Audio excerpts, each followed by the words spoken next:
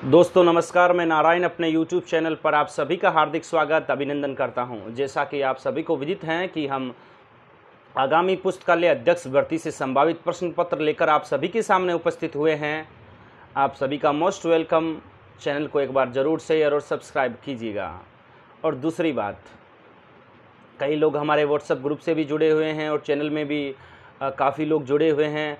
वो काफ़ी hard questions मेरे व्हाट्सएप ग्रुप से पूछ रहे हैं। उन सभी से मैं आग्रह करता हूं और बताता हूं कि जो आपका एग्ज़ाम होने वाला है वो जिसकी योग्यता 12th पास और एक सीलीप का 6 महीने का कोर्स होता है वो हैं। तो इसमें हार्ड क्वेश्चंस नहीं पूछे जाएंगे वर्गीकरण से, विषय के अंदर से या अनुक्रमणिका के अंदर से। ऐसे क्वेश्चंस नेट में पूछे जाते हैं। मैंने खुद 2 बार नेट का एग्ज़ाम क्लियर किया है, तो मुझे पता है कि किस प्रकार के क्वेश्चन नेट का सिलेबस रहता है और कैसा किसी KVS, NVS या फिर स्टेट लाइब्रेरी के एग्ज़ाम में होता है, चाहे वो 2nd ग्रेड हो चाहे 3rd ग्रेड हो। ये कोई 1st ग्रेड का एग्ज़ाम नहीं है। ज़्यादा दिमाग पर जोर मत डालिएगा। ऊपर ऊपर से क्वेश्चंस पूछे जाएंगे, वहीं से पूछे जाने की संभावना, क्योंकि ये एक छोटा एग्ज़ाम है जिसकी योग्यता सिर्फ सीलीब है। चलिए समय व्यर्थ न करते हुए वीडियो की शुरुआत करते हैं। फर्स्ट क्वेश्चन आपकी स्क्रीन पर कुछ इस प्रकार। The law of the library अथवा ग्रंथालय वेदा पुस्तक के रचनाकार कौन है? वो यंकी वेंकटा रामायण है।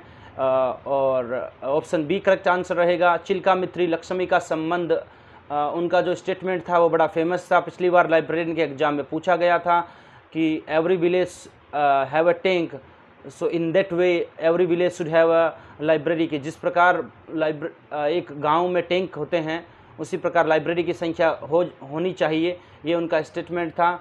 और PN कोला का संबंध किससे हैं, ये आप मुझे कमेंट बॉक्स में ज़रूर बताइएगा। नेक्स्ट क्वेश्चन आपकी स्क्रीन पर कुछ इस प्रकार। ISSN international standard serial number जो वर्तमान में 8 अंकों का होता है, इंडियन साइंस लाइब्रेरी निस्केयर इसका प्रकाशन करता है। निस्केयर 2002 में अस्तित्व में आया था। निस्केयर है जो इंस्डोक और निस्कॉम को मिलाकर बना था, जो पिछली बार के लाइब्रेरी एग्जाम में पूछा गया था। और नेक्स्ट ऑप्शन है इसका RRF राजा राम मोहन राय लाइब्रेरी फाउंडेशन 22 मई 1972 को स्थापित हुआ था। राजा राम मोहन लाइब्रेरी की 200वीं पुण्य स्मृति पर। और टैगोर बिब्लियोग्राफी इसका प्रकाशन है। और टैगोर बिब्लियोग्राफी और कौन सा इसका प्रकाशन साथ में है वो आप मुझे कमेंट बॉक्स में बताइएगा। और डेसीडॉक 1958 में आया था और डेसीडॉक द्वारा निर्मित लाइब्रेरी का सॉफ्टवेयर संजय है। CCF प्रारूप का पहला संस्करण कब प्रकाशित किया गया था? मैं बहुत बार कॉमन कम्युनिकेशन फॉर्मेट CCF किसके द्वारा आया, किसका प्रोग्राम है, आप मुझे कमेंट बॉक्स में बताइएगा। 3 आ चुके हैं CCF, फर्स्ट, द्वितीय और तृतीय 1984, 88 और 92, 4 साल के गैप में हैं आपको याद करने के लिए। नेक्स्ट क्वेश्चन, शब्द कंप्यूटर है निम्न में से किस शब्द से व्युत्पन्न हुआ है? तो ये computer, COMPUTE, option A is the correct answer. Computer का पितामह चार्ल्स बेबेज महोदय को माना जाता है, याद रखिएगा। नेक्स्ट क्वेश्चन, अमेरिका रक्षा विभाग की उन्नत अनुसंधान परियोजना एजेंसी ARPA के रूप में इंटरनेट सन 1969 में शुरू हुआ था। ऑप्शन ए करेक्ट आंसर है। नेक्स्ट क्वेश्चन, पोस्टकोप सिद्धांत किसके द्वारा प्रतिपादित किया गया था? तो पोस्टकोप, पहले तो इसकी फुल फॉर्म, P क्या स्टैंड करता है, O का क्या स्टैंड है? तो P stand for planning, O से ऑर्गेनाइजेशन, S से स्टाफिंग, D से डायरेक्शन, CO से कोऑर्डिनेशन, R से रिपोर्टिंग और B से बजटिंग। ये लूथर, गुलिक और L उर्वरक महोदय ने दिया था। और FW टेलर का संबंध वैज्ञानिक प्रबंधन के पितामह इन्हें माना जाता है। रंगनाथन भारतीय पुस्तकालय के जनक। और एम मैस्लो की एक थ्योरी थी, वो कौन सी थ्योरी थी? कमेंट बॉक्स में मोस्ट वेलकम। जो कमेंट नहीं करना चाहते कोई बात नहीं, आगे बढ़ते हैं। The public library should be establish under the clear mandate of law, ये वक्तव्य किसका है? बड़ा अच्छा और इम्पोर्टेंट क्वेश्चन। तो ये वक्तव्य the UNESCO public library manifesto 1972। The UNESCO public library manifesto प्रथम बार 1949 में आया। 1972 में प्रथम बार संशोधन, 1994 में इसका द्वितीय बार यानी अंतिम बार अपडेट संशोधन किया गया।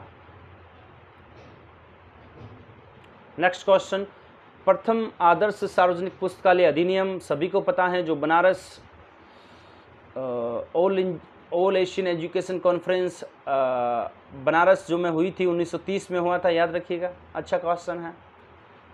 इल्फिमनेट की full form information library network, Gandhinagar Gujarat मुख्यालय। आप मुझे बताइएगा कि ईपीजी पाठशाला किसका सॉफ्टवेयर है या ईपीजी पाठशाला का संबंध किससे है। नेक्स्ट क्वेश्चन, एनालिस्ट संक्षिप्तकार का उपयोग किसके लिए किया जाता है, तो ये national library and information infrastructure for scholarly content भी इसका करेक्ट आंसर रहेगा। कई बार एग्जामों में पूछा जाता रहा है, आप ये याद रखिएगा। पुस्तकालय में ओपन एक्सेस सिस्टम के जन्मदाता, बड़ा अच्छा और इम्पोर्टेंट क्वेश्चन है। ओपन एक्सेस सिस्टम के जन्मदाता जेम्स डफ ब्राउन को माना जाता है। नीना ई ब्राउन का संबंध किससे हैं, कमेंट बॉक्स में बताइएगा आप। प्रबंधन के शास्त्री विद्यालय का पिता हेनरी फयोल महोदय, और पहला ऑप्शन है इसका एल उर्वरिक और लूथर गुलिक ने पोस्ट कोप सिद्धांत दिया था। और सीए कटर का महोदय का संबंध एक्सपेंसिव क्लासिफिकेशन से हैं जो 1891 में आई थी। चारों ऑप्शन में बता चुका हूं। अच्छा और महत्वपूर्ण और इम्पोर्टेंट क्वेश्चन देखिएगा कुछ इस प्रकार। मिलान का करना है। Z39.50 का संबंध इंफॉर्मेशन रिट्राइवल से है। इंफॉर्मेशन रिट्राइवल शब्द कॉल्विन मूवर्स द्वारा दिया गया, यानी पहले का 3 होगा, दूसरे का ISO 9000, ये क्वालिटी रिलेटेड स्टैंडर्ड हैं, याद रखिएगा। ISO 9000 क्वालिटी रिलेटेड स्टैंडर्ड रहेगा। और नेक्स्ट क्वेश्चन रहेगा इसका ISO 2709, तो ये बिब्लियोग्राफी रिकॉर्ड स्ट्रक्चर से रहेगा। रिकॉर्ड से 2709 स्टैंडर्ड रिकॉर्ड से संबंधित हैं। Next question, ISBD standard for documentation description, ISBD M कब आया, M का मतलब क्या होता है, ये आप कमेंट बॉक्स में मुझे बताइएगा। बड़ा अच्छा और महत्वपूर्ण क्वेश्चन है। देखिएगा, भिन्न को पहचानना है निम्न में से EPUF, MOBI, CCF और PDF।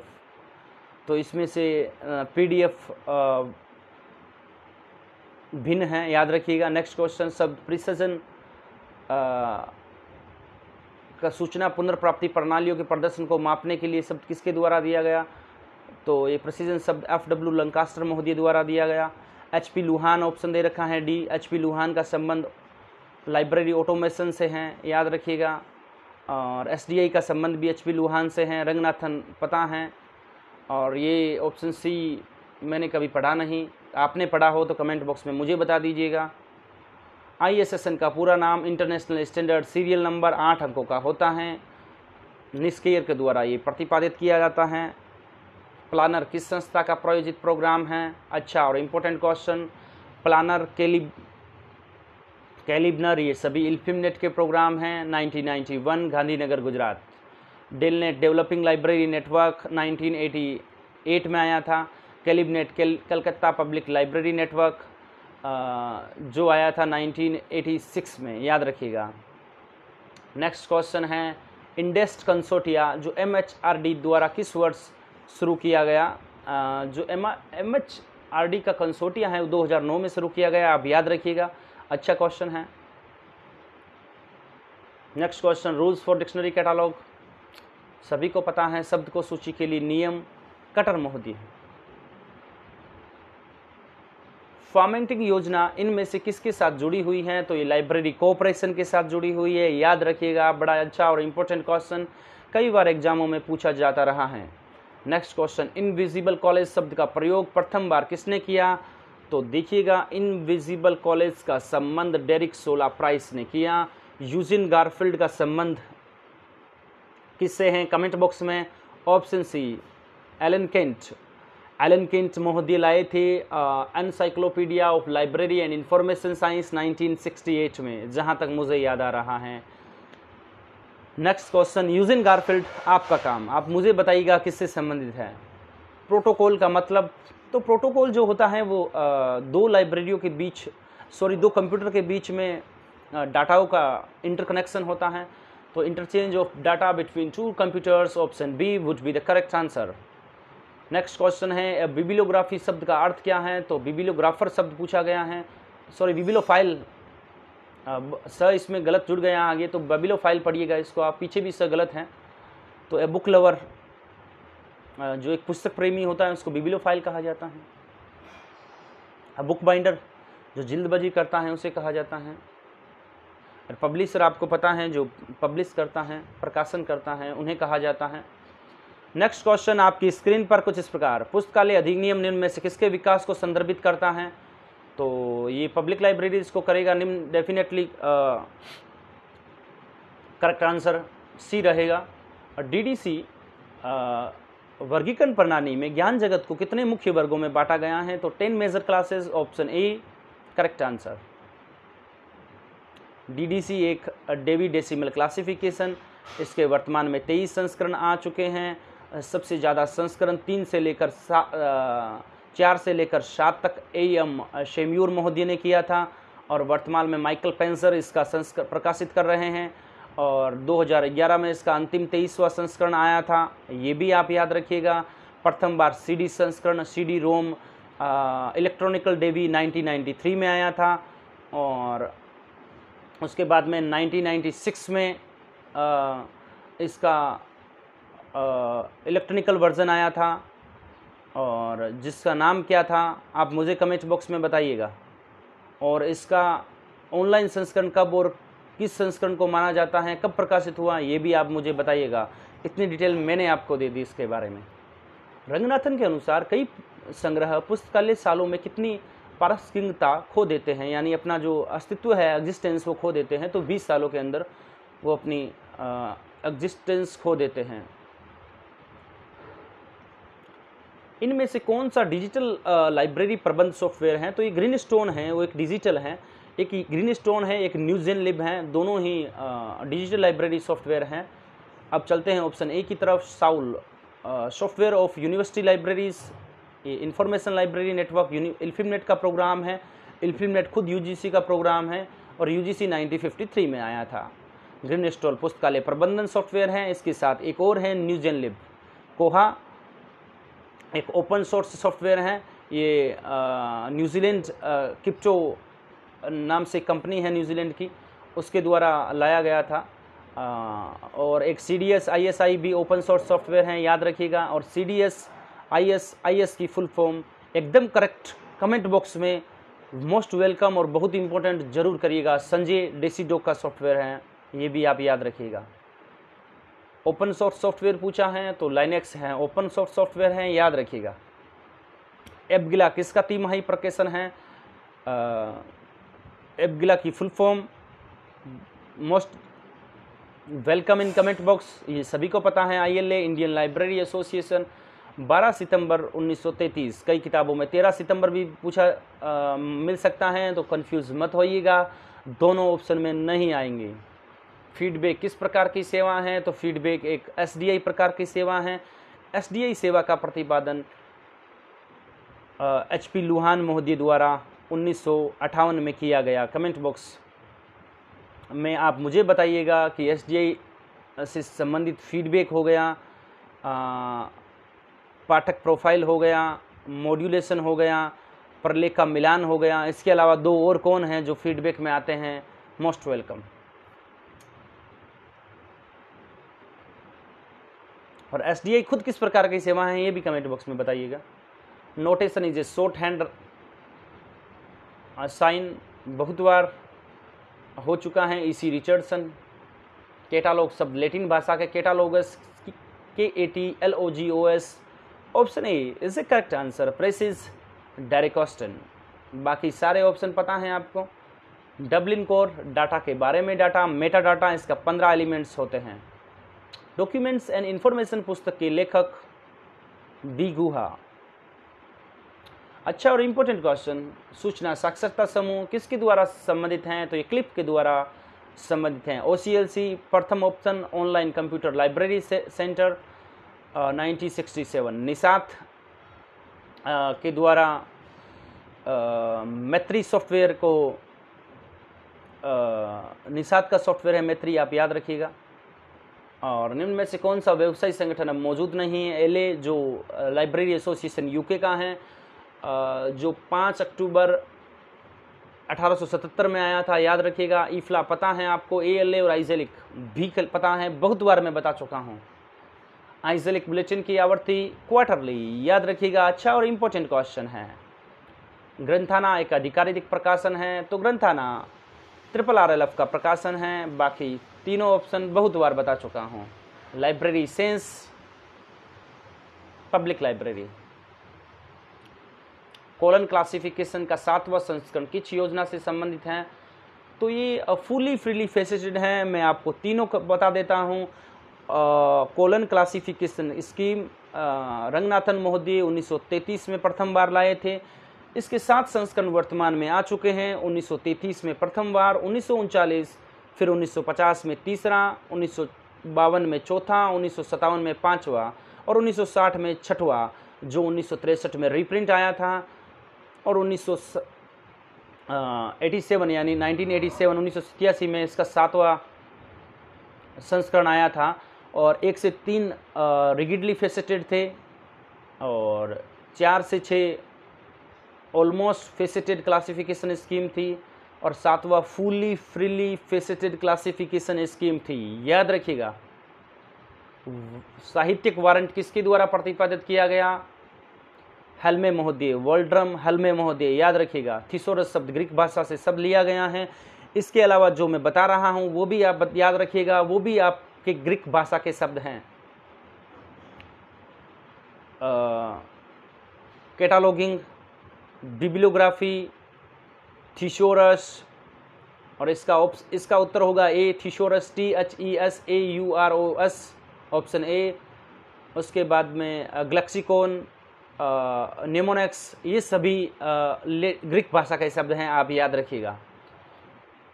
नेक्स्ट क्वेश्चन, डीडीसी का नवीनतम संक्षिप्त संस्करण कौन सा है? तो 15वां संस्करण इसका संक्षिप्त संस्करण है। आपको वीडियो कैसा लगा और आप क्या हमारे संभावित प्रश्न पत्र की सीरीज को लुत्फ उठा रहे हैं? कमेंट बॉक्स में जरूर फीडबैक दीजिएगा, जो कि एक SDI प्रकार की सेवा है। भारतीय पुस्तकालय और सूचना विज्ञान सारांश का प्रकाशन कौन करता है? तो ये आइजेलिक करता है और आइजेलिक 1955 में आया था। डीडीसी का ऑनलाइन संस्करण मैंने पूछा था आपको, अभी आ गया है। ये डेवी फॉर विंडो या फिर डेवी फॉर इंटरनेट या वेब डेवी या फिर डेवी फॉर ऑनलाइन। तो डीडीसी का ऑनलाइन संस्करण वेब डेवी के नाम से जाना जाता है। ये कब आया था? कमेंट बॉक्स में। पुस्तकालय जल्दबंदी बाइंडिंग का उद्देश्य पुस्तकालय सामग्री का क्या करना है? तो ड्यूरेबिलिटी यानी टिकाऊपन होता है, कि ज़्यादा देर तक वो टिके, ज़्यादा समय तक वो चले। परिग्रहण रजिस्टर में पुस्तकालय के प्रवेश किस अनुसार किया जाता है? तो ये date of receipt in the library, जिस प्रकार पुस्तकालय में प्राप्त होता है उसी अनुसार होता है। परिग्रहण रजिस्टर कितने कॉलम का होता है? कमेंट बॉक्स में। एसेशन रजिस्टर किस संगठन द्वारा कार्डेक्स निर्मित किया गया? तो ये रेमिंगटन रेड ऑफ इंडिया, कई बार पूछा जा चुका है। आज की हमारे पुस्तकालय अध्यक्ष संभावित प्रश्न पत्र आगामी क्वेश्चन 50 कुछ इस प्रकार आपकी स्क्रीन पर। निम्न में से कौन सी पुस्तकालय की परिसंचरण यानी सर्कुलेशन के रूप में प्रयोग नहीं की जाती हैं? तो शिफ्ट नहीं की जाती है। नेवाक, ब्राउन और रजिस्टर तीनों की जाती रही हैं। तो शिफ्ट का संबंध किससे है? ये आप मुझे कमेंट बॉक्स में ज़रूर बताइएगा। तो ये तो थी आज की हमारी संभावित प्रश्न पत्र की सीरीज। आपको वीडियो कैसा लगा? आप क्या फीडबैक देना चाहते हैं? हार्ड क्वेश्चंस नहीं पूछे जाएंगे और आप निरंतर हमारे साथ बने रहिए। चैनल को सब्सक्राइब नहीं किया है तो ज़रूर सब्सक्राइब कीजिएगा। इसमें संभावित प्रश्न पत्र के साथ ही आगामी पुस्तकालय अध्यक्ष की भर्तियाँ और जितने भी एग्जाम होने वाले हैं सभी की डिटेल्स डाली जाएगी नियमित समय रूप से, और कौन सा कोर्स कौन सी यूनिवर्सिटी करवा रही हैं और कब इसके फॉर्म ओपन हो रहे हैं नए विद्यार्थियों के लिए, वो भी इसमें डाला जाएगा। आप बने रहिएगा चैनल के साथ। मेरे साथ बने रहने के लिए, वीडियो देखने के लिए आप सभी का धन्यवाद।